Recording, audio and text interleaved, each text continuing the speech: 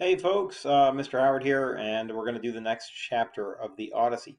If you're following the textbook version, you will find that the next chapter of the Odyssey that they tell us is chapter 21, the test of the bow. I say no! You can't skip chapters 18, 19, and 20. They're all super important chapters. So we're going to rewind, and we're going to go over to the second version that we've been working on, and we're going to do Book 18, Blows and a Queen's Beauty. But just to remind you where we were last time, Odysseus has been given the shape of an old beggar by Athena. Sometimes I feel like having an image helps you. We've looked at the image of the Odyssey map a number of times. So this is what Odysseus really looks like. Here's an image of him. It's even titled Odysseus. But yeah, he's showed up as sort of a crazy old beggar man. Yeah, shout out to Avatar: The Last Airbender. And you're all like, wait, Boomy, you're gonna make him? Yeah. Well, he's a king who lost his city to arrogant foreign invaders and is trying to get it back. Is that not Odysseus? Come on now. Anyway, but he looks something like this, and so he looks like a beggar. He has bad clothes. He's unrecognizable as Odysseus except for his voice, which his dog Argos recognizes. And nobody would guess that it is Odysseus himself who has returned home. And that's sort of where we're at. He's entered his own house, and he's been mistreated by the suitors, in particular by this suitor named Antinous, who seems to be the worst of the bunch. And he has thrown a stool at Odysseus and denied him food in his own house. And so Book 18 is going to thicken the plot. The suitors are pretty bad guys. There's no question about that. In our theme of arrogance, they definitely are full of arrogance and hubris. In our theme of disrespecting the gods, they're disrespecting Odysseus in his own house, and that's disrespectful also to the gods because a king in his country, like Zeus, is the god of rulers and rulership, and a king in his country is supposed to be treated kind of like Zeus is in Olympus, and so I think there's a little bit of that kind of disrespect going on. But they also want to murder Telemachus, and so there's all kinds of disrespectful behavior going on. So they're at the point where they need to be punished, and I think we can all see this. But Homer doesn't think he's characterized them badly enough yet. And so what's going to happen in Book 18 is a regular beggar, like a traditional beggar who lives in Ithaca, is going to come begging, and the suitors are going to be like, well, we can only feed one beggar, and you two are going to have to fight for it. And so they're going to engineer essentially like a beggar fight or a bum fight between Odysseus and this other beggar, and they're going to sort of bet on it. We're going to get a sense of their character even more developed. So that's what Book 18 is going to start with, Blows and a Queen's Beauty. The other part, a Queen's Beauty, remember that Odysseus, Penelope asked to talk to Odysseus, thinking that he might know something about her husband. This is ironic. We've talked about irony. And he said he would talk to her later in the evening. It wasn't polite to talk to her in front of the suitors. And so she agreed, and she decided she'd wait until evening. And so that's coming up too, which is going to be Odysseus's biggest test to date because, he had to sit by and watch his dog die, which is really tough. He met his son and had to pretend to be a beggar man. Now he's going to have to meet his wife, who he's been missing and crying. We opened up with Odysseus crying on Calypso's island, looking the direction of his homeland, wishing to see his wife. And so now he's going to see her, but he's not going to be able to reveal himself to her or to have the emotional reconciliation that he's been so longing for. And this test of Odysseus overcoming his emotions has been a character development test for him throughout the entire story, ever since he lost control of his emotions against the Cyclops. So here we go. Book 18, Blows and a Queen's Beauty. Now a true scavenger came in, a public tramp who begged around the town of Ithaca, a byword for his insatiable swag belly, feeding and drinking dawn to dark. No pith was in him and no nerve. Huge he looked. Arniaios. Yeah. And his gentle mother called him. He had been nicknamed Iros by the young for being ready to take messages. This fellow, though, thought he would rout Odysseus from the doorway, growling at him. Clear out, grandfather, or else be hauled out by the ankle bone. See them all giving me the wink? That means go on and drag him out. I hate to do it. Up with you. Or would you like a fist fight? Odysseus only frowned and looked him over, taking account of everything. Then he said, Master, I'm in no trouble to you here. I offer no remarks. I grudge you nothing. Take all you get and welcome. Here is room for two on this door slab. Or do you own it? That's ironic, too, because Odysseus does own it. You are a tramp, I think, like me. Patience, a windfall from the gods will come. But drop that talk of using fists. It could annoy me. Old as I am, I might just crack a rib or split a lip for you. My life would go even more peacefully after tomorrow, looking for no more visits here from you. Iros the tramp grew red and hooted. Oh, listen to him. The swine can talk your arm off like an old oven woman. With 2 punches, I'd knock him snoring if I had a mind to, and not a tooth left in his head the same as an old sow caught in the corn. Belt up and let this company see the way I do it when we square off. Can you fight a fresher man? Under the lofty doorway, on the door sill of the wide smooth ash, they held this rough exchange, and the tall, full-bodied suitor Antinous, overhearing, broke into happy laughter. Then he said to the others, "Oh, my friends, no luck like this ever turned up before. What a farce Heaven has brought to this house. The stranger and Iros have had words. They brag of boxing. Into a ring they go, and no more talk." All the young men got on their feet now, laughing, to crowd round the ragged pair. Antinous called out, "Gentlemen, quiet. One more thing. Here are goat stomachs ready on the fire to stuff with blood and fat. Good supper pudding. The man who wins this gallant bout may step up here and take the one he likes, and let him feast with us from this day on. No other beggar will be admitted here when we are at our wine." This pleased them all. But now the wily man Odysseus muttered, "An old man, an old hulk has no business fighting a young man, but my belly nags me. Nothing will do, but I must take a beating. Well then, let every man here swear an oath not to step in for Iros. No one throw a punch for luck. I could be whipped that way." So much the suitors were content to swear, but after they reeled off their oaths, Telemachus put in a word to clinch it, saying, "Now, so this is a typical thing. You know, you ever watch those cartoons where there's like boxing happening and the referee's like, one of them's obviously bigger and stronger than the other one. The referee's will be none of this, punching below the belt, and he punches the other guy. Like the idea is that the suitors could work for Iros. They could throw hits at Odysseus when he's quote unquote against the ropes, because the ropes are made up of suitors crowded in a circle. And so again, using his mind to ensure a better outcome for himself. And Telemachus is going to help his dad.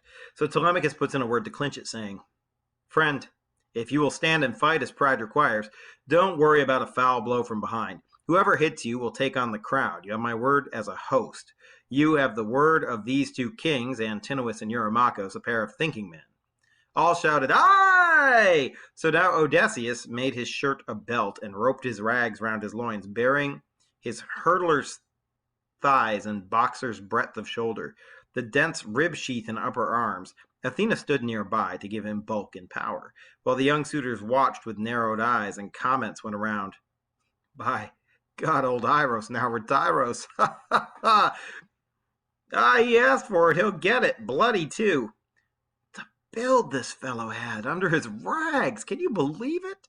Panic made Iros's heart jump, but the yard boys hustled and got him belted by main force, though all his blubber quivered now with dread. Antinous' angry voice rang in his ears. "You sack of guts! You might as well be dead. Might as well never have seen the light of day. If this man makes you tremble, chicken heart, bark, bark, afraid of an old wreck far gone in misery? Well, here is what I say, and what I'll do. If this rag picker can outfight you, whip you, I'll ship you off to the king in Epirios. Ectios, he skins everyone alive. Let him just cut your nose off and your ears and pull your privy parts out by the roots to feed raw to his hunting dogs." Yeah, so more characterization of Antinous. Antinous wants a real bloody fight. He wants these 2 essentially to fight to the death if he can make them. And so he's threatening to send Iros to this barbarous, horrible king. What's ironic about this is Antinous is a terrible human being, and he's making it sound like this guy is worse, but maybe there's like a little bit of a kinship there. Poor Iros felt a new fit of shaking take his knees, but the yard boys pushed him out. Now both contenders put their hands up. Royal Odysseus pondered if he should hit him with all he had and drop the man dead on the spot, or only spar with force enough to knock him down. Better that way, he thought. A gentle blow, else he might give himself away. The two were at close quarters now, and Iros lunged, hitting the shoulder. Then Odysseus hooked him under the ear and shattered his jawbone, so bright red blood came bubbling from his mouth. As down he pitched into the dust, bleeding. That's a sheep noise. Kicking against the ground, his teeth stove in. The suitors whooped and swung their arms, half dead with pangs of laughter. Again, look at what they're laughing at. Then, by the ankle bone, Odysseus hauled the fallen one outside, crossing the courtyard to the gate, and piled him against the wall. In his right hand, he stuck his begging staff and said, "Here, take your post. Sit here to keep the dogs and pigs away. You can give up your habit of command over poor serfs and beggarmen, you swab. Another time you may not know what hit you." When he had slung his rucksack by the string over the shoulder like a wad of rags, he sat down on the broad sill again. And the laughing suitors came to flock inside. Each young buck in passing gave him a greeting, saying maybe, "Zeus, fill your pouch for this. May the gods grant your heart's desire." "Well done. Put that walking famine out of business. We'll ship him out to that king in Epirus. Ectios. He skins everyone alive." Odysseus found grim cheer in their wishes. His work had started well. Now, from the fire, his fat blood pudding came, deposited before him by Antinous. Then, to boot, 2 broken loaves from the basket and some wine in a fine cup of gold. These gifts Amphinomus gave him. Then he said, "Here's luck, grandfather. A new day. May the worst be now over." That's ironic, too. Thinking about who Odysseus is and what his plan is here, and the suitors wishing him well. Odysseus answered, and his mind ranged far. "Amphinomus, your head is clear, I'd say. So is your father's, or at least I've heard good things of Nisos of Dulichion, whose son you are, they tell me. An easy man, and you seem gently bred. In view of that, I have a word to say to you, so listen. Of mortal creatures, all that breathe and move, the earth bears none fairer than mankind.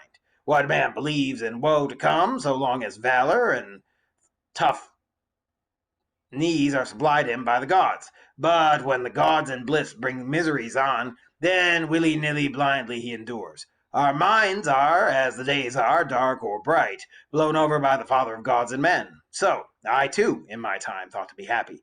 But far and rash I ventured, counting on my own right arm. My father and my kin behold me now. No man should flout the law, but keep in peace what gifts the gods may give." Now, Odysseus is giving a speech here, but clearly this speech is about himself. And at the same time is a warning to Amphinomus, who's treated him nicely throughout this whole thing. He's like, listen, I used to be, look at it and see how it applies to himself, and then see how a double talk applies to Amphinomus as well. Our minds are as the days are, dark or light, blown over by the Father of gods and men. So I too, in my time, thought to be happy. That's Odysseus. He had a happy life. But far and rash I ventured. He ventured to Troy, counting on my own right arm in combat, his father, that's Laertes, and his kin. And then he says, "Behold me now." And then his warning is no man should flout. Flout is a word for ignore, treat as unimportant the law, but keep in peace what gifts the gods may give. Enjoy what the gods have given you. Don't go looking for more. Right? And so he applies it to himself. I should have just stayed here instead of going off to the Trojan War.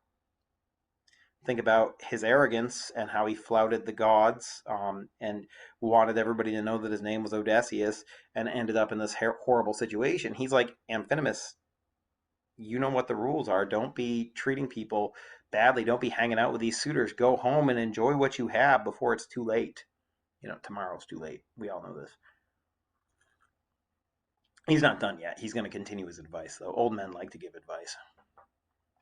"I see you young blades living dangerously, a household eaten up, a wife dishonored.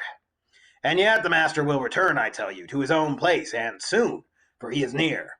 So may some power take you out of this homeward, and softly, not to face that man, the hour he sets foot on his native ground. Between him and the suitors I foretell no quittance, no way out unless by blood. Once he shall stand beneath his own roof beam." Gravely, when he had done, he made libation, and took a sip of honey-hearted wine, giving the cup then back into the hands of the young nobleman. Amphinomus, for his part, shaking his head, with chill and burdened breast, turned in the great hall. Now his heart foreknew the wrath to come, but he could not take flight, being by Athena bound there. Death would have him broken by a spear throw by Telemachus. That's foreshadowing, in case you're looking for an example. So he sat down where he had sat before. And now, heart prompting from the gray-eyed goddess, came the quiet queen Penelope, a wish to show herself before the suitors. For thus, by fanning their desire again, Athena meant to set her beauty high before her husband's eyes, before her son. Knowing no reason, laughing confusedly, she said.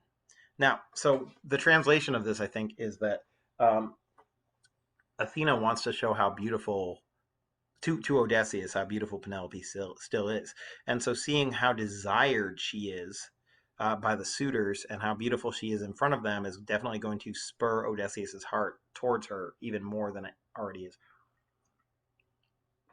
So this is Penelope talking up in her rooms. Eurynome, I have a craving I never had at all. I would be seen among these ruffians, hateful as they are. I might well say a word, then, to my son, for his own good. Tell him to shun that crowd. For all their gay talk, they are bent on evil. Mistress Eurynome replied, Well said, child. Now is the time. Go down and make it clear. Hold nothing back from him. But you must bathe and put a shine on your cheeks. Not this way, streaked under your eyes and stained with tears. So she's been crying and her mascara's run. So she's got to get a bath and put some blush on her cheeks and makeup. They had makeup even back in ancient Greece. You make it worse, being forever sad. And now your boy's a bearded man. Remember, you prayed the gods to let you see him so. Penelope replied, Eurynome, it is a kind thought, but I will not hear it, to bathe and sleek with perfumed oil.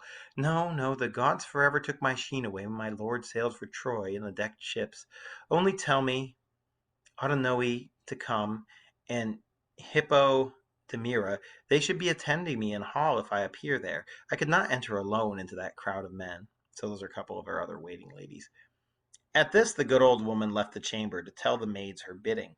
But now, too, the gray-eyed goddess had her own designs. Upon the quiet daughter of Icarius, that would be Penelope. Penelope's dad's Icarius. He was on the crew of the Argonaut as well, just like Laertes. So, I guess I haven't really talked about this, but the marriage of Odysseus and Penelope is kind of like two old war buddies whose daughter and son get married. And so the families were very happy with the way it turned out. Upon the quiet daughter of Icarius, she let clear drops of slumber fall, until the queen lay back asleep, her limbs unstrung in her long chair. And while she slept, the goddess endowed her with immortal grace to hold the eyes of the Greeks. With ambrosia she bathed her cheeks and throat and smoothed her brow. Ambrosia used by flower-crowned Cytherea when she would join the rose-lipped Graces dancing. Grandeur she gave her too, in height and form, and made her whiter than carved ivory. Touching her so, the perfect one was gone. Now came the maids, bare-armed and lovely, voices breaking into the room. The queen awoke, and as she rubbed her cheek, she sighed. Ah, soft that drowse I lay embraced in pain, forgot. If only Artemis the pure would give me death as mild and smooth, no heartache more, no wearing out my lifetime with desire and sorrow, mindful of my lord. Good man in all ways that he was, best of the Greeks. So that's, her praising her husband, showing her desire. We've seen a lot of Odysseus's pangs for Penelope, but we haven't seen a lot of Penelope in the story. She rose and left her glowing upper room, and down the stairs with her two maids in train, this beautiful lady went before the suitors. Then, by a pillar of solid roof, she paused, her shining veil across her cheek, the two girls close to her and still. And in that instant weakness took those men, in the knee joints. Their hearts grew faint with lust. Not one but swore to God to lie beside her. But speaking for her dear son's ears alone, she said, so she whispers to Telemachus, Telemachus, what has come over you? Light-minded you were not in all your boyhood. Now you are full grown, come of age. A man from foreign parts might take you for the son of royalty, to go by your good looks. And have you no more thoughtfulness or manners? How could it happen in our hall that you permit the stranger to be so abused? Here in our house, a guest, can any man suffer indignity come by such injury? What can this be for you but public shame? Now she's reprimanding her son about how this beggar has been treated in her house. Telemachus Telemachus looked in her eyes and answered, with this clear head and discretion, Mother, I cannot take it ill that you are angry. I know the meaning of these actions now, both good and bad. That's irony because he does. He's aware. I had been young and blind. How can I always keep to what is fair, while these sit here to put fear in me, princes from near and far, whose interest is my ruin? Are any on my side? But you should know the suitors did not have their way, matching the strangers here and Iros, for the stranger beat him to the ground. Huh. Father Zeus, Athena, and Apollo, could I see the suitors whipped like that? Here's some more irony if you're looking for more irony. Courtyard and hall strewn with our friends, too weak-kneed to get up. Chap followed to their collarbones, the way old Iros rolled his head there by the gate, as though he were pig drunk. No energy to stagger on his homeward path, no fight left in his numb limbs. Thus Penelope reproached her son, and he replied, now interrupting Makos called out to her. Penelope, deep-minded queen, daughter of Icarios, of all the Greeks in the land of Argos,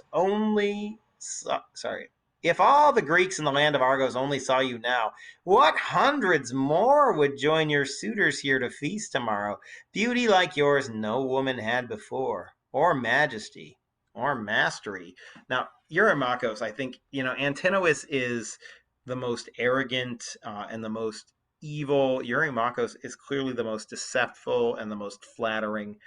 He's always telling lies and trying to make flirtatious small talk with Penelope, and it makes him, I think, almost more despicable than Antinous in a lot of ways. At least Antinous is upfront about it. She answered, Eurymachus, my qualities I know, my face, my figure, all were lost or blighted when the Greeks crossed the sea to Troy. Odysseus, my lord, among the rest, if he returned, if he were here to care for me, I might be happily renowned. But grief instead heaven sent me, years of pain. Can I forget? The day he left this island, enfolding my right hand and wrist in his, he said, My lady, the Greek troops will not easily make it home again, full strength, unhurt from Troy. They say the Trojans are fighters too, good lances and good bowmen, horsemen, charioteers, and those can be decisive when a battle hangs in doubt. So whether God will send me back or whether I'll be a captive there, I cannot tell. Here, then, you must attend to everything. My parents in our house will be a care for you, as they are now, or more while I am gone. Wait for the beard to darken on our boy's cheek, then marry whom you will, and move away. The years he spoke of are now past. The night comes when a bitter marriage overtakes me, desolate as I am, deprived by Zeus of all the sweets of life. How galling, too, to see newfangled manners in my suitors. Others who go to court a gentlewoman, daughter of a rich house, if they are rivals, bring their own beeves or bevies. I always struggle with that word. I'm going to have to look it up. In fact, let's do it now. All right, just to clear this up. I told you it's the plural of beef, like a bunch of cattle, but I couldn't remember if it was beeves or bevies. I don't think I've ever heard anybody say it in conversation. It's beeves, or at least the pronunciation online says beeves. So we'll go with beeves. Anyway, back to our reading. Um, how galling, too, to see newfangled manners in my suitors. Others who go to court a gentlewoman, daughter of a rich house, if they are rivals, bring their own beeves and sheep along. Her friends ought to be feasted. Gifts are due to her. Would any dare to live at her expense? Odysseus's heart laughed when he heard all this. Her sweet tones, charming gifts out of the suitors, with talk of marriage, though she intended none. Eupitheus's son, Antinous, now addressed her. Icarius's daughter, O deep-minded queen, if someone cares to make you gifts, accept them. It is no courtesy to turn gifts away, but we go neither to our homes nor elsewhere until of all the Greeks here you take the best man you find as your lord. Uh, Pleased at this answer, every man sent a squire to fetch a gift. Antinous, a wide resplendent robe, embroidered fine and fastened with 12 brooches, pins pressed into sheathing tubes of gold. Eurymachos, a necklace wrought in gold with sunray pieces of clear glinting amber. Eurydamas's men came back with pendants, ear drops, and triple clusters of warm lights. And from the hoard of Lord Polector's son, Pysandros, came a band for her white throat, jeweled adornment. Other wondrous things were brought as gifts from the Greek princes. Penelope then mounted the stair again, her maids behind, with treasure in their arms. So Odysseus sees his wife, listens to her talk about himself and how he encouraged her that if Telemachus grew up and became king, then she could marry whoever she wanted to. And she gets all these gifts, and he smiles, seeing how smart she is. One of the interesting things about Odysseus and Penelope is how well suited they are to each other. I mean, look at Odysseus. He's a master trickster. He's constantly getting things out of other people. Here's an example of Penelope doing the same. Go back to the beginning when Penelope had this trickery about the shroud that she was sewing for Laertes, Odysseus's dad, and used it and unraveled it every night, and thereby kept them for like 3 years from forcing her to marry one of them. And so there's a nice harmony between the trickery of Penelope and the trickery of Odysseus, as well as between their stories in certain ways that we've noted throughout our readings here. Anyway, and now the suitors gave themselves to dancing, to harp and haunting song, and night drew on. Black night indeed came on them at their pleasure. But 3 torch fires were placed in the long hall to give them light.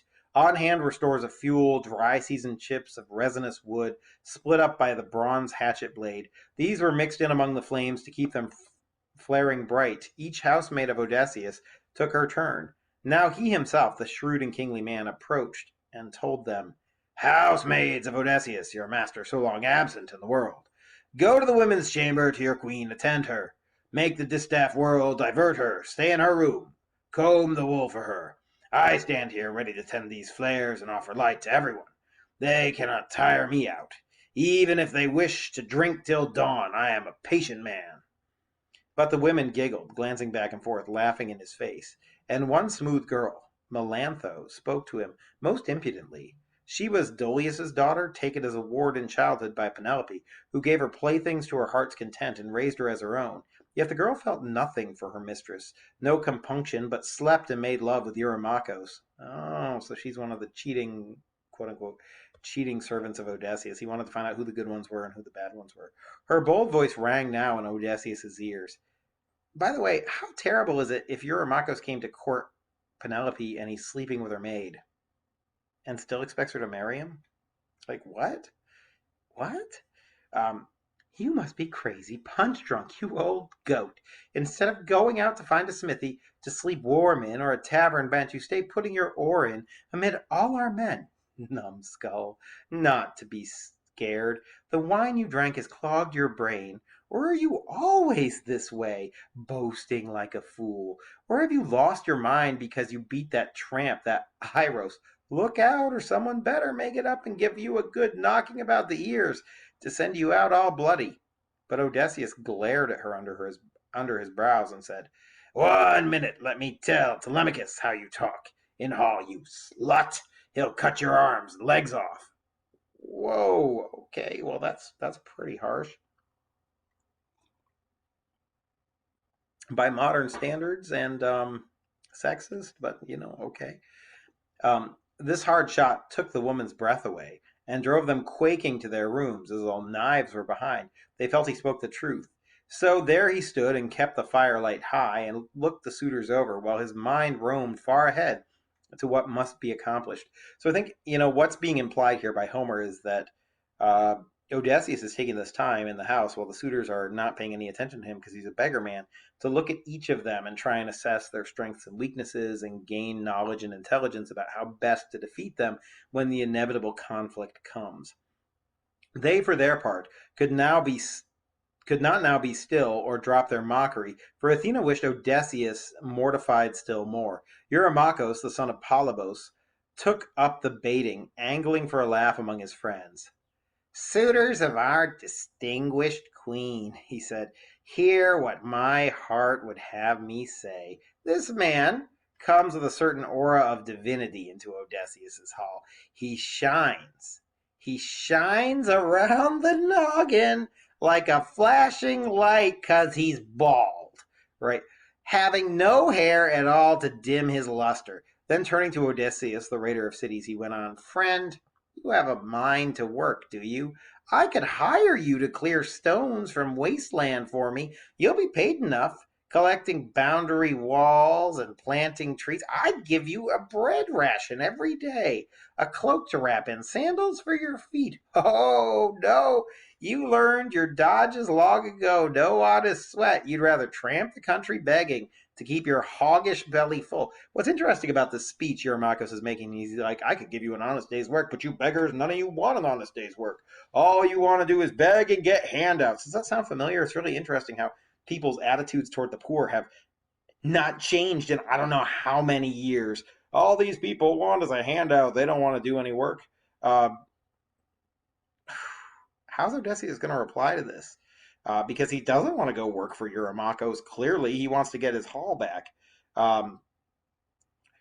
Makos, we two might try our hands against each other in early summer when the days are long in the meadow grass, with one good side for me and one is good for you. We'd cut our way down a deep hayfield, fasting to late evening, or we could try our hands behind a plow, driving the best of oxen, fat and well fed, well matched for age and pulling power, and say 4 strips apiece of loam the share could break. You'd see then if I cleft you a straight furrow. Competition in arms, if Zeus Cronion roused up a scuffle now. Give me a shield, 2 spears, a dogskin cap with plates of bronze. They say, yeah, dogskin cap. Ooh, no thanks. To fit my temples, and you'd see me go where the first rank of fighters lock in battle. There would be no more jeers about my belly. You thick-skinned menace to all courtesy. You think you are a great man and a champion, but up against few men, poor stuff at that. Just let Odysseus return, those doors wide open as they are. You'd find too narrow to suit you on your sudden journey out. And so Odysseus is like, all right, well, let's have a work contest. Or better yet, let's have a combat contest and see who's the better man. Now fury mounted in Makos, who scowled and shot back. Now Makos is being mocked by an old beggar man who's volunteering to beat him in any kind of contest that he can name. So what's Makos going to do about this? Bundle of rags and lice. By God, I'll make you suffer for your gall, you insolent gabble before all our men. He had his footstool out, but now Odysseus took to his haunches by Amphinomus's knees. Fearing Makos' missile as it flew, it clipped a wine steward on the serving hand so that his pitcher dropped with a loud clang. When he fell backward cursing in the dust, in the shadowy hall a low sound rose, of suitors murmuring to one another.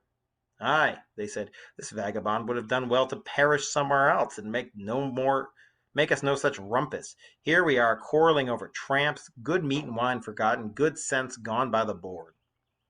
Telemachus, I always read it the Greek way when I see it this way.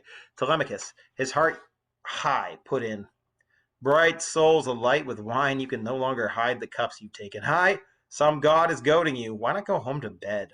I mean, when you are moved to, no one jumps at my command. Struck by his blithe manner, the young men's teeth grew fixed in their underlips.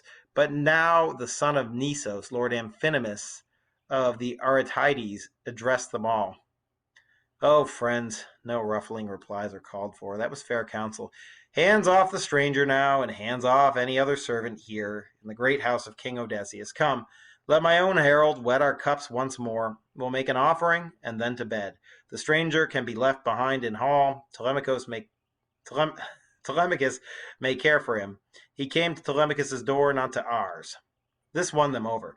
The soldier Mollius, Delician herald, comrade in arms of Lord Amphinomus, mixed the wine and served them all. They tipped out drops for the blissful gods and drank the rest. When they had drunk their thirst away, they trailed off homeward drowsily to bed. And so we get a contrast, I think, between two of the suitors. Antinous is the terrible one. Makos is almost as bad. And Amphinomus is actually a relatively good-hearted guy, although he's hung out with the suitors long enough that he's doomed himself and Athena won't let him leave. But Odysseus would be happy to spare him. because of his better behavior. That's the end of this chapter. We're going to do book 19 next time. Remember that Odysseus has yet to talk to his wife Penelope. That's coming up. He's seen her now, but he has not yet had a chance to talk to her. If you have any questions, drop them in the chat. I'd be happy to answer them. Thank you.